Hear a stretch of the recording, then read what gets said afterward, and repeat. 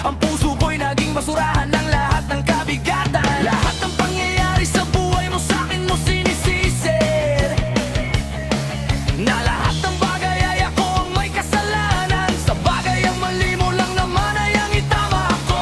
Pwede kang umiyak kung mahirap, pwede ka rin magpahinga sa mabigat. Tandaan mo pwede mo ilabas sa kanya lahat, pero mas pinili mo ang masira. Ako ang naging stress dog mo kapag mabigat sa akin ang bagsak. Lahat ang naging problema ko ang sinisi mo. Pero okay lang, sanay na rin ako ngumingiti kahit stress dog mo. Tagatanggap ng mga pangit na bagay dito sa atin sa mundo.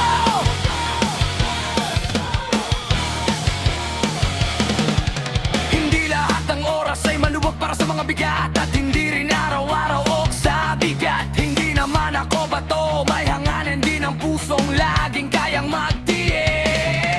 Hindi ko sinasabing wala akong mali, sobra lang siguro ang mali mo lang ay tama ko. Pwede kang umiyak kung mahirap, pwede ka rin magpahinga sa mabigat. Tandaan mo pwede mo ilabas sa kanya lahat, pero mas pinili mo ang masira. Ako ang naging stress dog mo kapag mabigat sa akin ang bagsak. Lahat ang naging problema ko ang sinisi mo. Pero okay lang, sanay na rin ako ngumingiti kahit stress dog mo. Tagatanggap ng mga pangit na bagay dito sa atin sa mundo. Kapag galit ka, ako ang punching bag.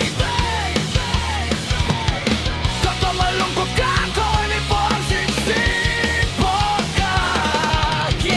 Kapag magulo ang isip mo, ang kabatino ng therapist. Ako ba ang tapunan ng stress? Bakit sa'king napupunta lahat ng bigat?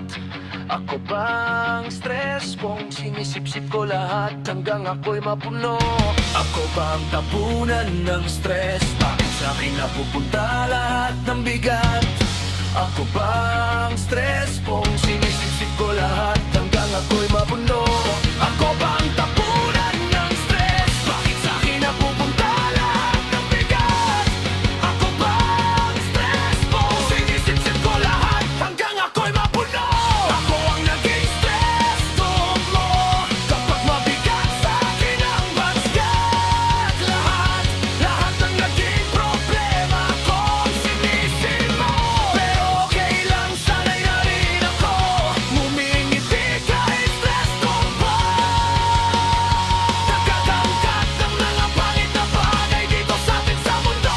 Kapag galit ka, ako ang punching bag. Kapag malungkot ka, ako ang emergency button.